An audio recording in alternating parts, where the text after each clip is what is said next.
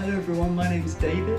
Now I don't know about you, but I've been keeping up with the Oaks Online series that we've just relaunched and the whole new style of it, and I've been really enjoying it. Now, one of the things that Richard said last week really stood out for me in his talk on prayer. If you haven't seen it, then go check it out. But he was sharing all about Jesus's thoughts and actions around prayer, and one of the things that he said was that we have this audacity, this boldness, this ability to go to God with anything that we want, anything He will listen to us, anything that's on our hearts, anything we care about, He will take the time to listen to.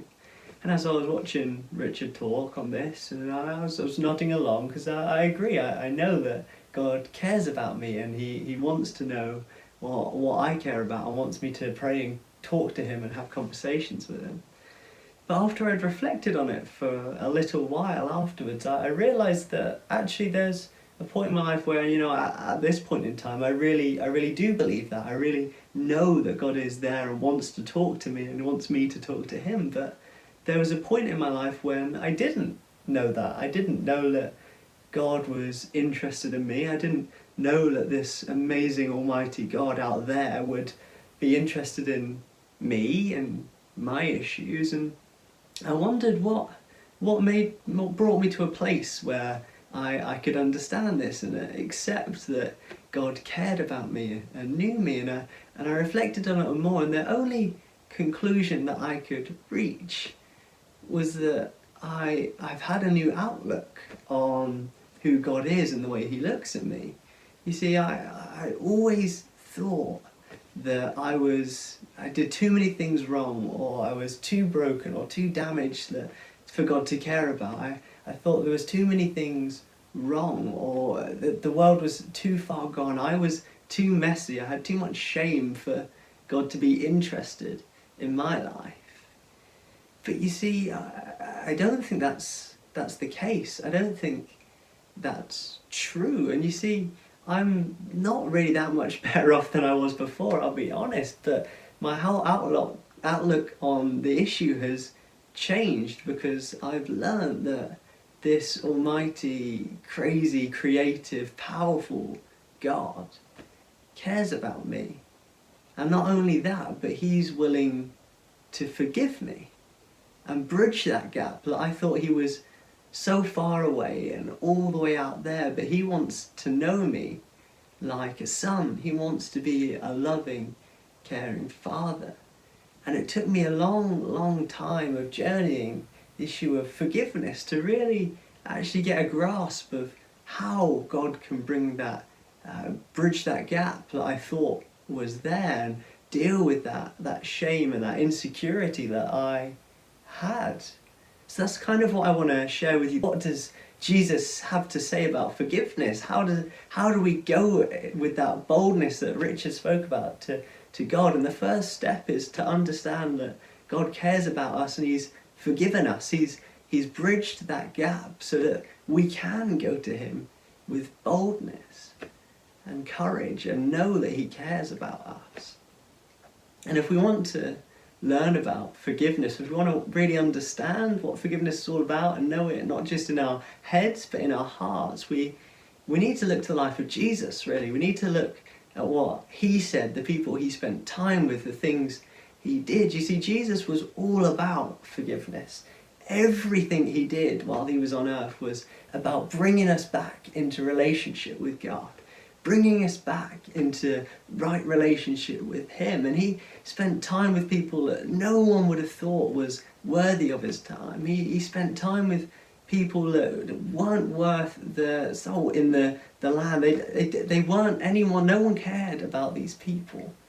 No one cared who they were. But Jesus chose to be with them. And it was so backwards that the religious leaders at the time didn't really understand it. They couldn't comprehend what He was doing, why He was doing that, because they thought they knew what God cared about, knew His heart. But Jesus came to give a fresh understanding on it. And whenever He would spend time with these people, the religious leaders would mutter among themselves and and bicker about it and couldn't understand it. They would moan about Jesus and complain about him. So one day he decided to tell a story that would try to help them understand, and try to help them understand why forgiveness was so important, why he cared about these people so much. And it goes something like this. He tells a story of a father who owned a huge plot of land, a big farm and estate. And he looked after the land, he cultivated it, and he was well known within the community. And his two sons, who he loved, worked on the farm with him. Everything he had was going to become theirs one day. He loved working with them, and the older son loved working with him. He knew what it was to work hard and serve his dad, and knew that he was going to earn the inheritance of this field, or at least half of it. Whereas the younger son didn't quite get it. He had a messy life. He wasn't sure about this hard work thing. He'd rather spend his life doing what he wanted. He didn't know what he wanted, but he just wanted to go out and enjoy life. And he couldn't understand why he couldn't do that right away, why he had to wait to inherit this wealth and go and do what he wanted. So one day he went to the father in the story, and he said, I'm bored of doing this now. I'm bored of working for you. I'm fed up doing this and being around the family. Please just give me what you're going to give me anyway in the inheritance. Give me my share of the land now so I can go and live my life. I am so bored of being here. Now the father was broken-hearted, but he did what the son asked. He said, here is your share of what I would have given you. Here is your share in the estate. Now the son went off, and he lived the life that he thought would please him. He went and partied and travelled and did all the things that he thought would fulfill him. But at the same time, on his travels, the land that he was in hit a famine. A big drought caused the crops to not yield as much fruit as they would do. And as things got harder in the land and the famine set in, the prices of crops went up, and the people were less able to party. And he realised that the wealth that he once had was going down and down, and he was becoming poorer and poorer. And so he didn't know what to do, and he looked around for a new way to raise some money, and he found a stranger, and he said, I need some work. I'm running out of money. Can I come and work for you? So he finds himself working on this stranger's farm in a distant land, and he's at the bottom of the barrel. He's scraping low, he's hungry, he's starving, and he's working on a pig farm, feeding these pigs. And one afternoon he reached the point where he's so hungry, he looks at the food that he's throwing out, the slop that the pigs eat, and he says, God, it would be better for me to eat that than to be in this state. It would be better for me to sit with these pigs and eat what they eat than to be in the state that I'm in now. And he sat there in the pig pen in the muck, and he thought back over the choices that got him to this place. He pondered what was happening with his father and his estate, and he realised that he had so many workers there, and he treated those workers so much better than the son was experiencing life right now. It would be better for him to be a worker on his father's estate, a servant under him, not a son, than to live life the way he was experiencing it then.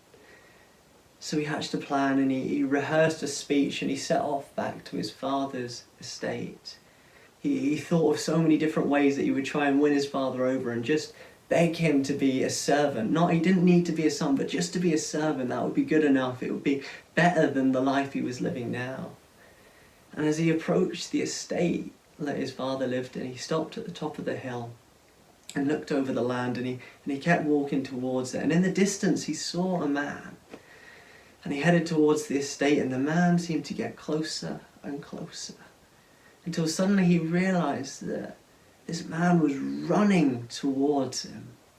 And as he got closer, he realised it was his father, running towards him.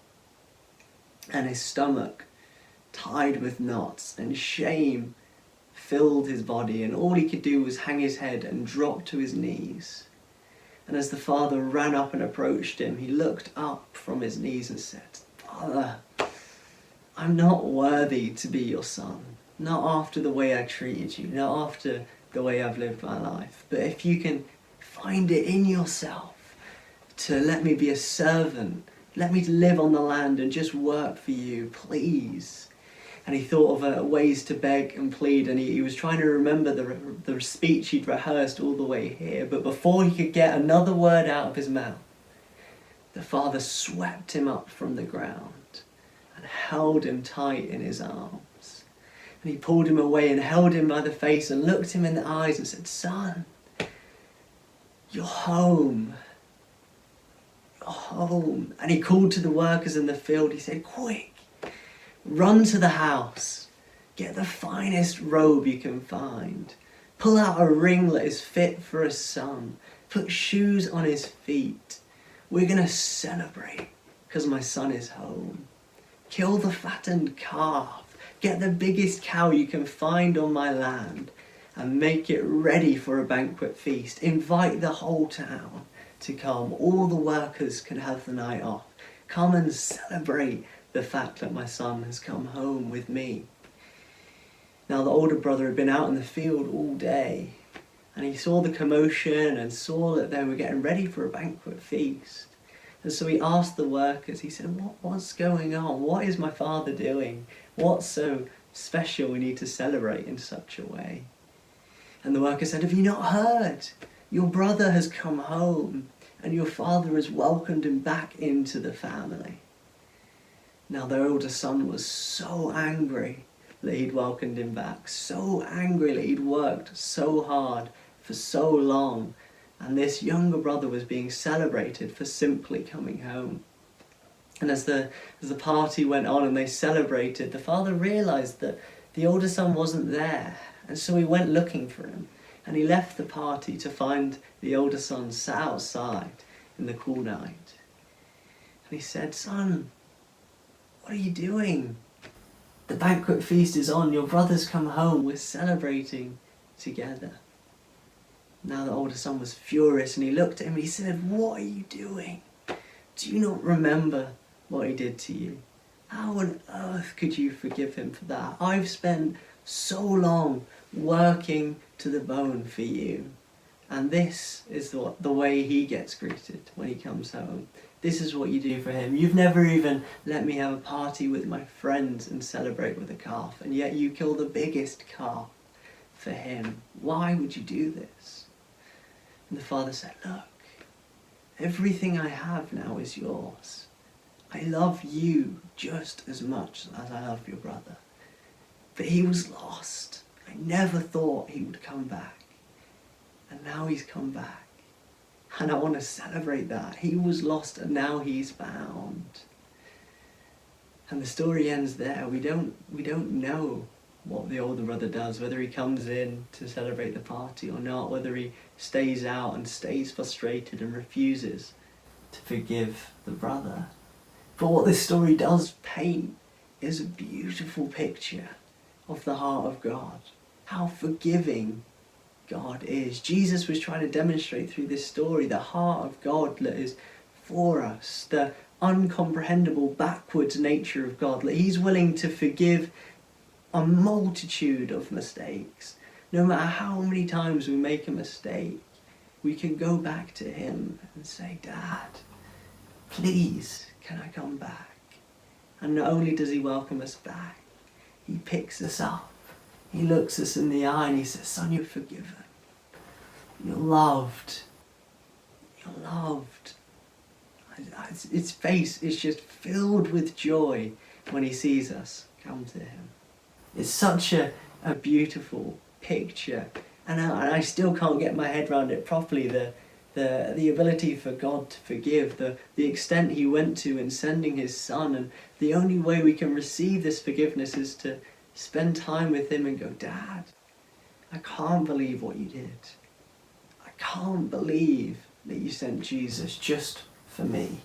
I can't believe that you sent him to die. Look, we could be in right relationship again and I could start to get to know you again. It was such a huge risk for you to take. Why would you do it just for me?"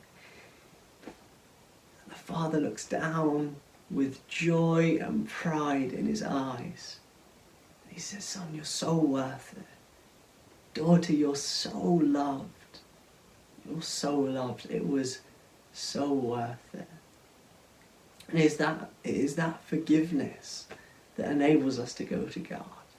It is that forgiveness that enables us to go to him with boldness and courage and ask and know that he hears our heart and is for us and not against us. This is the type of God we have. Not a distant, far off God, but a powerful, loving, close Father who wants to know us, who wants to forgive us if we give him the chance. So I wonder today whether you're sitting, walking, whether you go out walking and you think about this, that you could take a moment to reflect on that.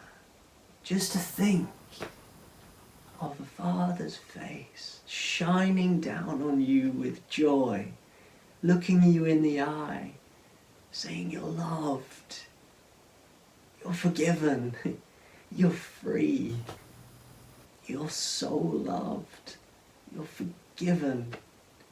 And I want you to live free in that forgiveness. I want you to be free to get to know me, free to live life, free to experience joy, to know that you don't have to carry that burden anymore. That would be my challenge, to imagine a Father's face shining down on you, saying you're forgiven, you're loved, and you're free. Because you are forgiven, you are loved, you're free. And I hope you take the time to know that and let that sink in, to let God speak that over you today.